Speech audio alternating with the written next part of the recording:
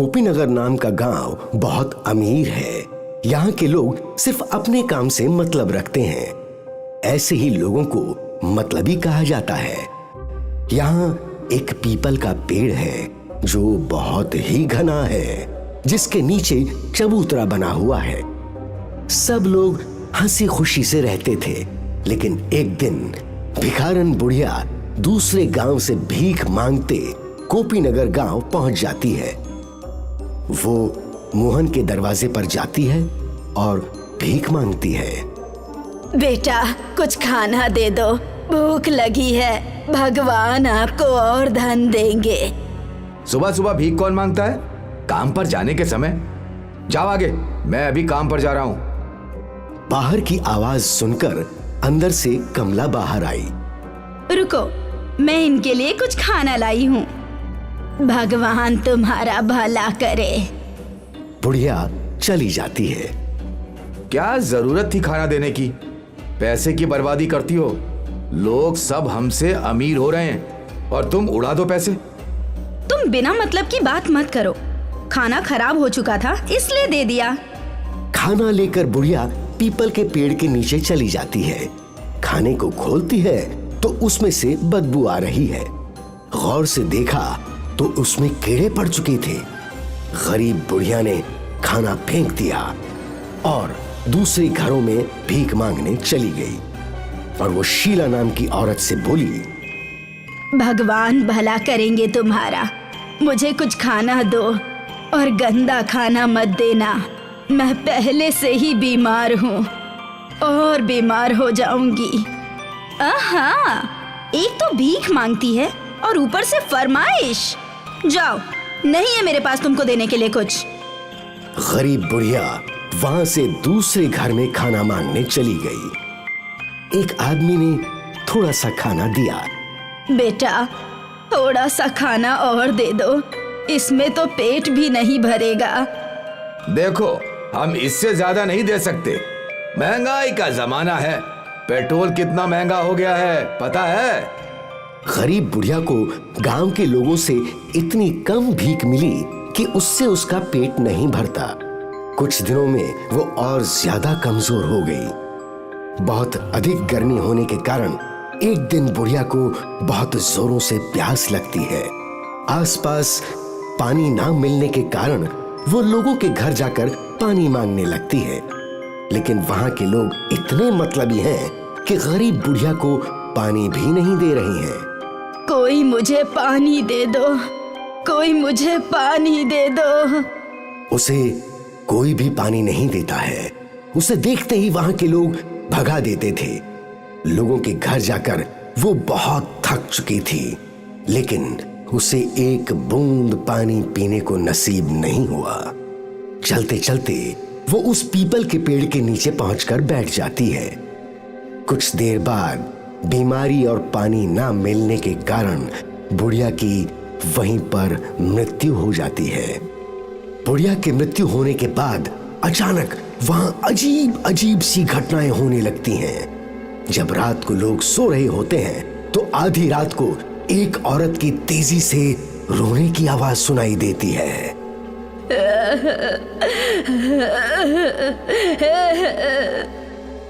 यह आवाज इतनी तेज होती है कि पूरे गांव को सुनाई देती है।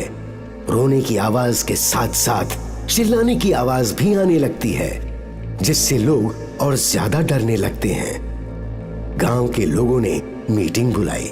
सब लोग उसी पीपल के पेड़ के नीचे इकट्ठा हुए। गांव वालों, ये क्या हो रहा है? गांव में रोज रात को औरत के रोने चिल्लाने की आवाज सुनाई देती है। इसका क्या उपाय है? मेरे बच्चे बहुत डर रहे हैं। इसका उपाय है, सब अपने अपने घर में हनुमान चालीसा शाम को बजाओ। इसके बाद आवाज आनी बंद हो गई। लेकिन एक दिन मोहन उस पीपल के पेड़ के नीचे से जा रहा था कि उसकी कार खराब हो गई। पीपल के पेड़ के नीचे से जो गुजरता था तो उसकी तबीयत खराब हो जाती थी और उसे तेज बुखार हो जाता था। कभी हंसने की आवाज तो कभी रोने की आवाज तो कभी किसी की बात करने की आवाज आती है। ये सारी बातें लोगों के अंदर डर को और ज्यादा बढ़ाती जा रही थी। एक दिन अचानक गांव में पीपल के पास वाले घर में रहने वाला एक व्यक्ति कुछ दिनों से लापता है। सुबह उस व्यक्ति का मृत शरीर पीपल के पेड़ के नीचे पड़ा हुआ मिलता है।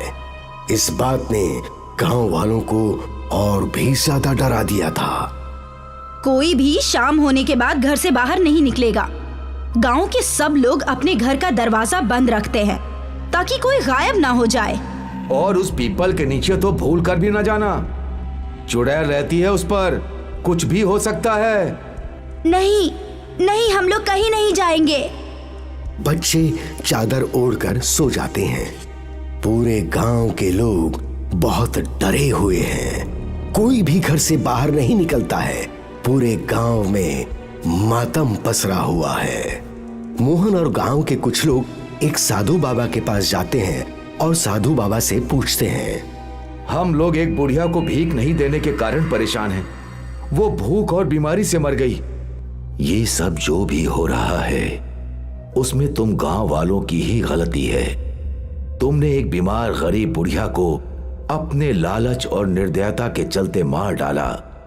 तुम लोग उसे 2-4 रोटी भी नहीं दे सके, जिसके कारण उस गरीब बुढ़िया की जान चली गई और अब वो अपना बदला ले रही है।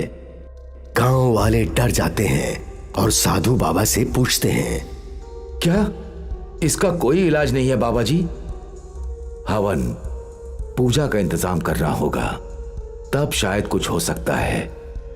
हम सब तैयार हैं। हाँ, हम सब तैयार हैं। हवन पूजन शुरू हुआ। साधु के मंत्रोपचार से चुड़ैल प्रकट हुई।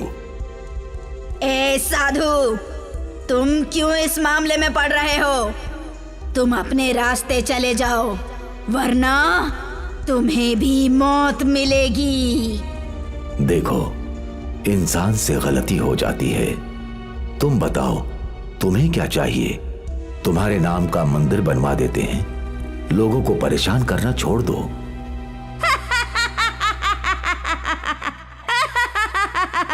जिंदा में तो कुत्ते से भी ज्यादा बुरा व्यवहार किया, अब देवी देवताओं की बराबरी दे रहे हो।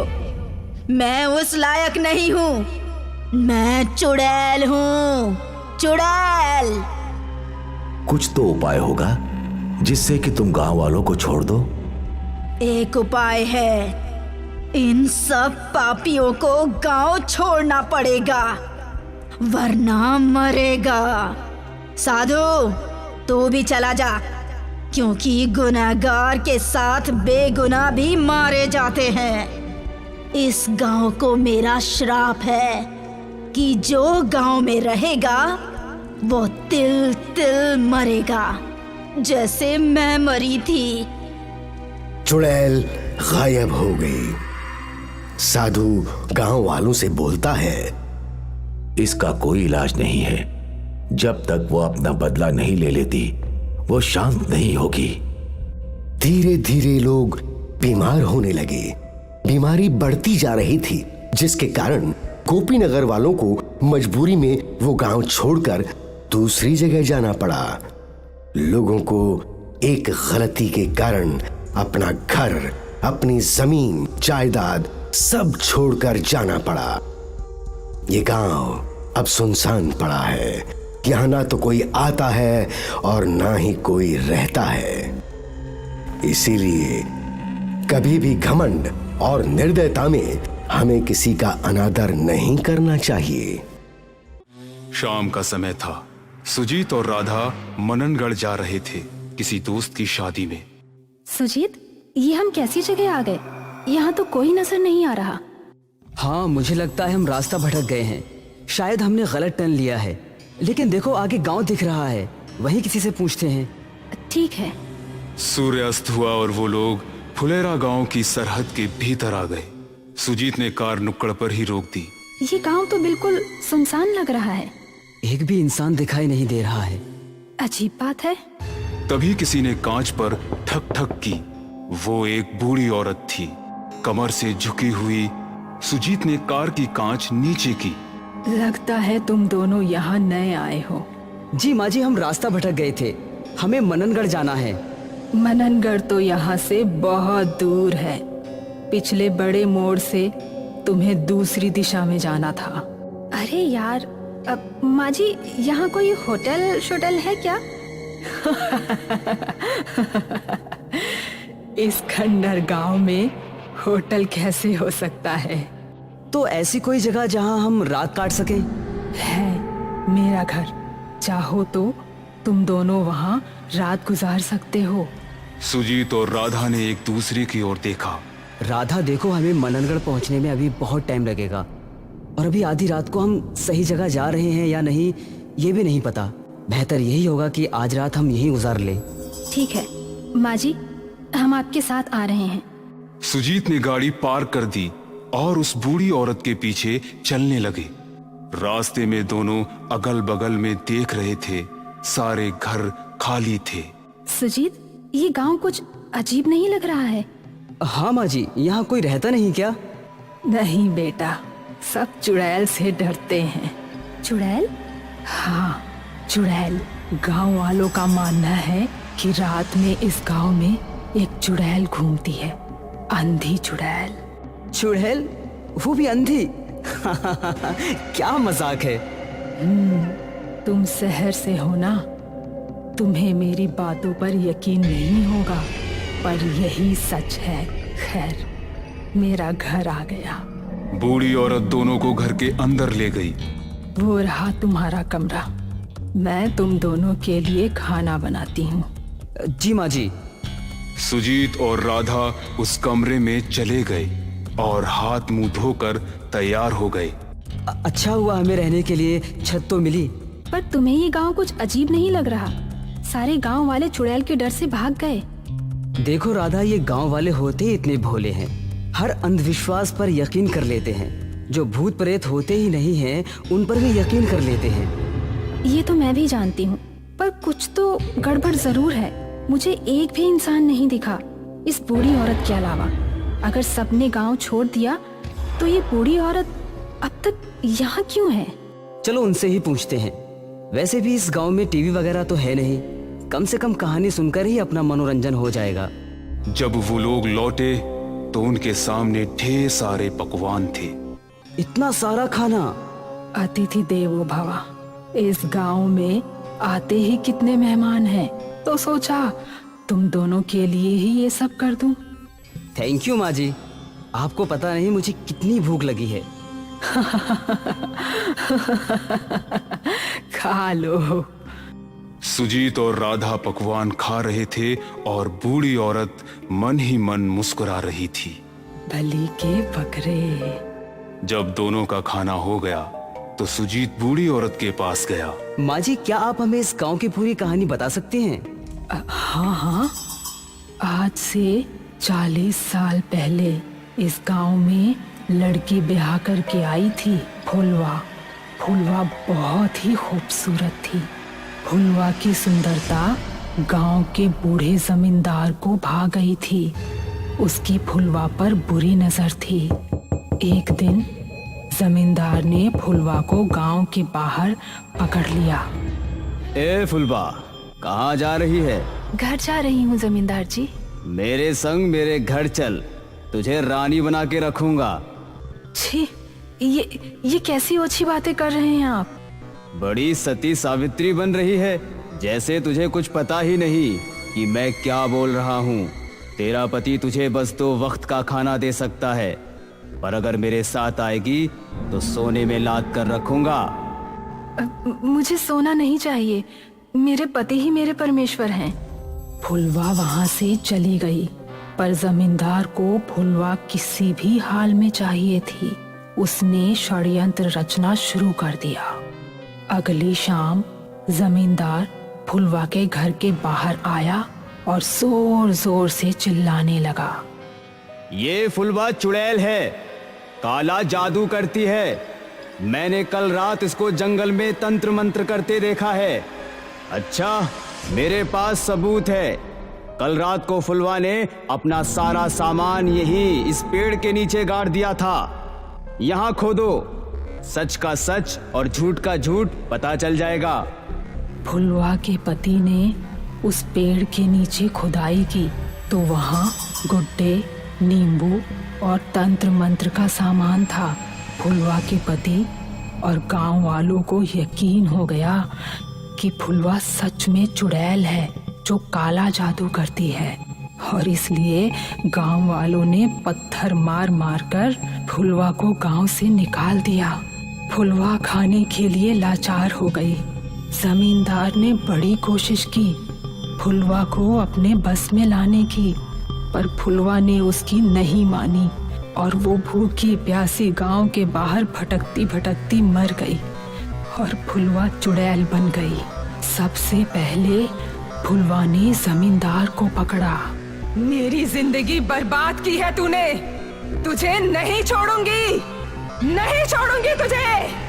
फुलवा ने जमींदार की गर्दन पे काट के उसका खून चूस लिया।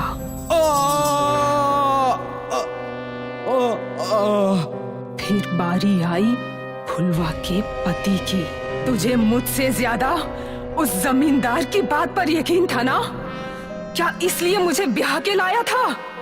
नहीं नहीं नहीं नहीं, जाने दो। और फिर फुलवा ने एक एक करके कई गांव वालों को मौत के घाट उतार दिया। कुछ गांव वाले गांव छोड़कर भाग गए, फिर बहुत लोग मारे गए। तब से इस फुलेरा गांव में कोई नहीं आता। ये सब तो ठीक है, पर आप अभी तक जिंदा कैसे? आपको चुड़ैल ने क्यों नहीं मारा?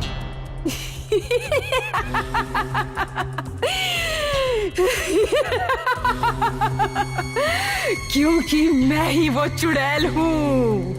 बूढ़ी औरत भयंकर चुड़ैल में बदल गई, जिसे देखकर सुजीत और राधा की आंखें फटी की फटी रह गईं। और इससे पहले कि वो लोग वहां से भाग पाते, चुड़ैल ने राधा की गर्दन में अपना दांत गड़ा दिया और उसका खून चूसने लगी। राधा! और सुजीत का भी वही हाल किया। सुजीत का भी खून चूसकर चुड़ैल खुश हो गई।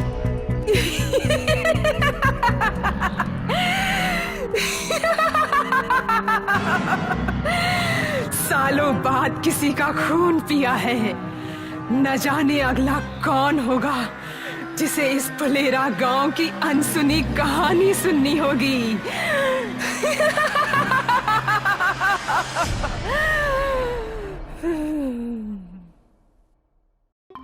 खंदावली गांव के मेन रोड पर एक बाइक तेजी से दौड़ रही थी। बाइक पर एक लड़का शहर से गांव की तरफ जा रहा था। तभी उसको रोड के साइड में एक लड़की खड़ी नजर आई। वो बिना कुछ सोचे समझे उसके सामने गया और बाइक रोक दी। आपको लिफ्ट चाहिए? मैं आपको छोड़ सकता हूँ। जी, मैं आपसे बात कर रहा हूँ। कहते हुए उसने जैसे ही उस लड़की को टच किया तो उसने अचानक से अपनी आंखें खोली और लड़के को देखा। उसकी आंखें लाल रंग की थीं। थोड़ी देर पहले वो अच्छी खासी खूबसूरत लग रही थी, लेकिन अब वो बहुत ही डरावनी लग रही थी। लड़के ने एक जोरदार चीख मारी। वो थर थर कांपने लगा और बाइक स्टार्ट करने की कोशिश करता, इससे पहले ही उस चुड़ैल ने उसका गला पकड़ा और तब तक दबाती रही जब तक वो बेहोश नहीं हो गया। जब तक मुझे इंसाफ नहीं मिल जाता, इस गांव का हर इंसान मेरा दुश्मन है। ये कहानी मेरठ के एक गांव खंदावली की है। खंदावली में ठाकुर वीर प्रताप सिंह की एक बहुत बड़ी हवेली थी, लेकिन वहां सिर्फ उनका एक नौकर रहता था और वीर प्रताप का पूरा परिवार शहर में रहता था। वीर प्रताप ना तो खुद उस गांव जाया करते थे और ना ही अपनी फैमिली के किसी मेंबर को वहां जाने देते थे। उनका सबसे बड़ा बेटा रवि प्रताप सिंह उनकी इस बात से सहमत नहीं था और जानना चाहता था कि वो उस गांव और उस हवेली में किसी को जाने की इजाजत क्यों नहीं देते। इसलिए उसने घर में झूठ बोला कि वो अपनी बीवी रश्मि को लेकर बाहर टूर पर जा रहा है, लेकिन असल में वो खंदावली गांव के लिए निकल पड़ा। रात होने तक वो खंदावली गांव अपनी हवेली पर पहुंच गए और उनके नौकर रंजीत ने गेट खोला। ओह माय गॉड रवि, ये हवेली तो कितनी खूबसूरत है। आखिर पापा हमें यहाँ क्यों नहीं आने दे रहे थे? ये तो अब यहाँ रहकर ही पता चलेगा। कुंवर साहब, आप यहाँ आ तो गए, लेकिन अगर बड़े मालिक को पता चल गया कि आप यहाँ आए हैं और मैंने उनको बताया नहीं, तो वो मुझे पता नहीं क्या सजा देंगे। तुम चिंता मत करो, उन्हें कुछ भी पता नहीं चलेगा। रंजीत उन्हें बताता है कि गांव में एक चुड़ैल का डर फैला हुआ है, जिसने अभी तक कई लोगों को गायब भी कर लिया है और उनका अब तक कुछ पता नहीं।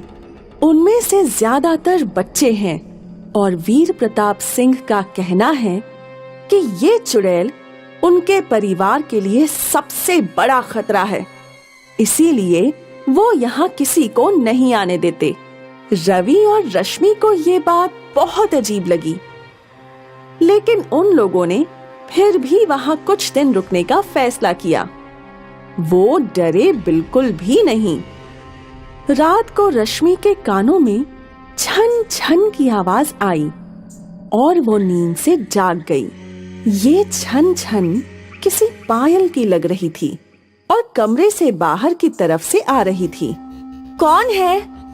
रंजीत, ये कहते हुए रश्मि बेड से उठी। उसने रवि को नहीं जगाया, आवाज अभी भी आ रही थी। उसने दरवाजा खोला और फिर कमरे से बाहर निकल गई। उसने देखा कि एक औरत लाल साड़ी पहने हुए दरवाजे की तरफ बढ़ रही है और उसके पैरों से छन छन की आवाज आ रही है। हमारे घर में क्या कर रही हो? रश्मि भी हवेली से बाहर निकलकर उसके पीछे पीछे चलने लगी और फिर वो हवेली से दूर घने जंगल में जा पहुंची। वो औरत एक पेड़ के पास जाकर रुक गई। कौन हो तुम? क्या कर रही थी हमारी हवेली में? ये सुनकर वो रश्मि की तरफ पलटी और एक खौफनाक आवाज में चिल्लाई। उसका डरावना चेहरा देखकर रश्मि बहुत बुरी तरह डर गई और भागने के लिए कदम बढ़ाए, लेकिन उस चुड़ैल ने हाथ उठाकर जादू किया। वो हवेली तेरी नहीं, मेरी और मेरे बेटे की है। और रश्मि के पैरों में जैसे कोई रस्सी सी आकर बंध गई और वो जमीन पर गिर पड़ी। वो हवेली तेरी नहीं, मेरी और मेरे बेटे की है और मैं उसे उसका हक दिला कर ही रहूंगी। चुड़ैल ने हाथ के इशारे से रश्मि को हवा में ऊपर उठा लिया और उसको कहाँ ले गई पता ही नहीं चला। सुबह जब रवि की आंख खुली तो उसके पैरों तले जमीन निकल गई जब उसने देखा कि रश्मि उसके साथ नहीं है। उसने पूरी हवेली में ढूंढा, लेकिन वो कहीं नजर नहीं आई। इतने में दरवाजा खुला और रंजीत हवेली में आता हुआ नजर आया। रंजीत, रश्मि का कुछ पता नहीं चल रहा। रात को वो मेरे साथ ही रूम में सोई थी, आज सुबह उठकर देखा तो वो कहीं नहीं दिखाई दे रही है। ये कहते हुए रवि बहुत डरा हुआ लग रहा था। रंजीत भी ये सुनकर डर गया। मुझे इसी का डर था, जरूर छोटे मालकिन को वो चुड़ैल उठाकर ले गई होगी। सुनकर रवि डर गया और रंजीत से बोला, ये तुम क्या कह रहे हो? छोटे मालिक, हमें अब जल्दी से पुरोहित जी के पास जाना पड़ेगा, उनसे मिलना पड़ेगा, अब वो ही हमारी मदद कर सकते हैं। वैसे तो रवि भूत प्रेत में विश्वास नहीं रखता था, लेकिन वो रश्मि से बहुत प्यार करता था, इसलिए उसने देरी नहीं की और रंजीत के साथ जाकर पुरोहित जी से मिला कुंवर साहब, आज जो बात मैं आपको बताने जा रहा हूँ वो शायद आपको बुरी लगे, लेकिन सच यही है, इस गांव पर जो चुड़ैल का खतरा मंडरा रहा है, इसकी वजह सिर्फ और सिर्फ आपके पिता बड़े मालिक हैं। और आज आप भी इसी खतरे का शिकार हो गए। यही वजह थी कि बड़े मालिक ने आपको यहाँ आने से रोक रखा था। ये सुनकर रवि चौंक पड़ा और उसने रंजीत की तरफ देखा। जो भी सच है आप बेझिझक मुझे बताइए। वो चुड़ैल कोई और नहीं बल्कि मेरी बेटी ही है। ये उस समय की बात है जब बड़े मालिक यहाँ रहा करते थे। उनको मेरी बेटी वेदना से प्यार हो गया था। दोनों शादी करना चाहते थे, लेकिन आपके दादा भानु प्रताप इस रिश्ते के खिलाफ थे। उन दोनों ने मंदिर में छिपकर शादी कर ली। जब भानु प्रताप को ये बात पता चली तो उसने बड़े मालिक को शहर भेज दिया। वेदना को एक लड़का हुआ जिसके पिता बड़े मालिक थे भानु प्रताप के। तो उन्होंने कहा कि उसको उसका हक देंगे, लेकिन वो उसे शहर ले गए और उसे अपनी शहर वाली हवेली में नौकर के तौर पर रख लिया। ये बात मेरी बेटी को बर्दाश्त नहीं हुई और उसने खुद को आग लगाकर आत्महत्या कर ली। मरने से पहले उसने कहा कि जब तक उसके बच्चे को उसका हक नहीं मिल जाता वो इस पूरे गांव पर शाप बनकर मंडराती रहेगी। सुनकर रवि को यकीन नहीं हुआ कि आखिर उसके पिता ने उससे इतनी बड़ी बात क्यों छिपाई।